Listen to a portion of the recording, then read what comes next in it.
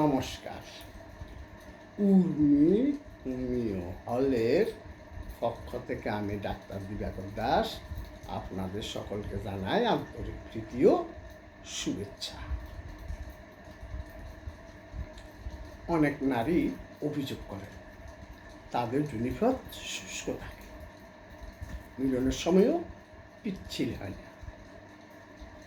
দেখুন, এটি জীবনের কোনো না কোনো সময়ে যে কারোরই ঘটতে পারে। এখন প্রশ্ন, এটি কখন ঘটে? দেখা যায় যখন যোনি টিস্যু যথেষ্ট আর্দ্রতা তৈরি করে না, তখন দেখা দেয়, যা অস্বস্তি এবং সম্ভাব্য জটিলতার সৃষ্টি করে। এতে যোনিদ্বারে জ্বালা হতে পারে এবং প্রস্রাবের সমস্যা দেখা দিতে পারে। জীবনের সামগ্রিক মান এবং আত্মসম্মানকে প্রভাবিত করতে পারে। আসুন এখন আমরা যোনিপথের শুষ্কতার কারণ এবং উপসর্গগুলি, সেই সাথে এর হোমিওপ্যাথিক চিকিৎসা সম্পর্কে জানতে চেষ্টা করি। তার আগে যারা ভিডিওটি দেখছেন তারা না টেনে সম্পূর্ণ দেখুন, এবং যারা এখনও সাবস্ক্রাইব করেন নাই তারা বিভিন্ন রোগের হোমিওপ্যাথিক চিকিৎসা সম্পর্কে জানতে চ্যানেলটি সাবস্ক্রাইব করে লাইক কমেন্টস করার অনুরোধ করছি। আজকের আলোচনায় মহিলারা তাদের যোনিপথের শুষ্কতা এবং ব্যবস্থাপনা ও চিকিৎসা পদ্ধতি বুঝার মাধ্যমে যোনি স্বাস্থ্য এবং সামগ্রিক সুস্থতা বজায় রাখার জন্য সক্রিয় পদক্ষেপগুলি নিতে পারবেন। যোনি শুষ্কতা কী? যোনি শুষ্কতাকে যোনি এলাকায় তৈলাক্তকরণের অভাব হিসেবে চিহ্নিত করা হয়, যা দৈনন্দিন কাজকর্মের সময় অস্বস্তি এবং অন্যান্য জটিলতার সৃষ্টি করে, যেমন যৌন মিলনের সময় ব্যথা বা অস্বস্তি, যৌন ইচ্ছা কমে যাওয়া, ঘনিষ্ঠতার সমস্যা এবং সম্পর্কের চাপ ফেলতে পারে। যোনি সাধারণত একটি পরিষ্কার লুব্রিকেটিং তরল নিঃসৃত করে, যা টিস্যুগুলিকে আর্দ্র এবং নমনীয় রাখে।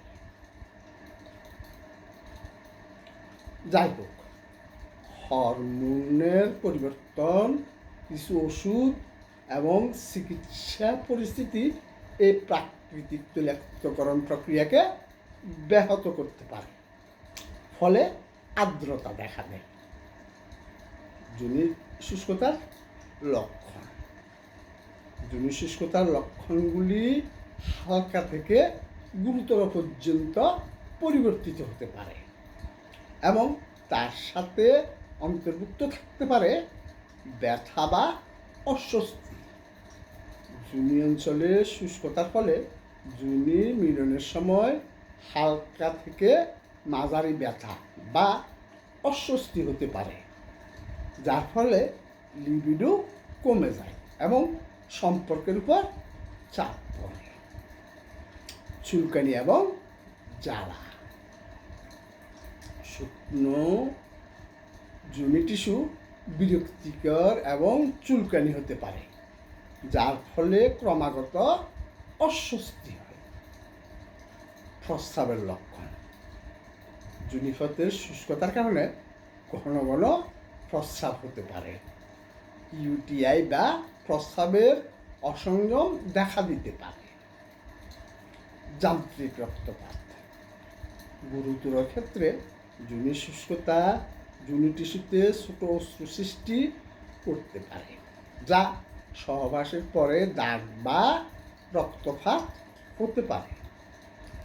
Vaginal atrophy. যোনি শুষ্কতার কারণে টিস্যু পাতলা হয়ে যাওয়ার ফলে যোনি বড় অ্যাট্রফি হতে পারে।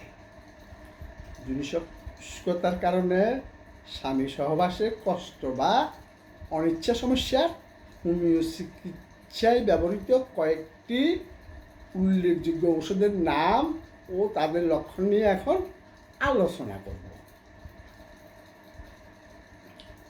হোমিওপ্যাথিক চিকিৎসা একটি লক্ষণভিত্তিক চিকিৎসা পদ্ধতি। ওষুধের লক্ষণের সাথে রোগীর লক্ষণ মিলিয়ে হোমিও ওষুধ প্রয়োগ করলে ভালো ফল পাওয়া যায়।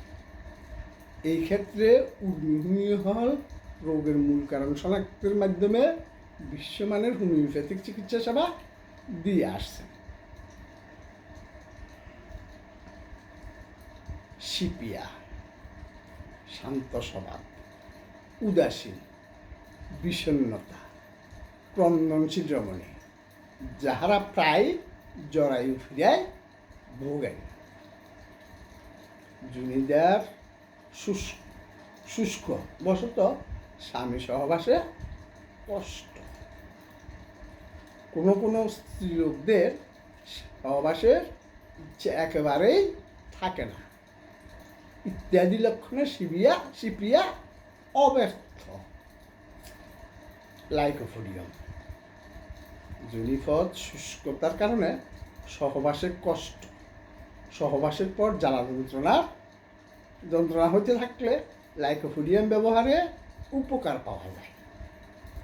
ক্রিয়জোট সহবাসকালে বা সহবাসের পর জরায়ু হইতে রক্তস্রাব হইলে ক্রিয়জোট অব্যর্থম ঔষধ।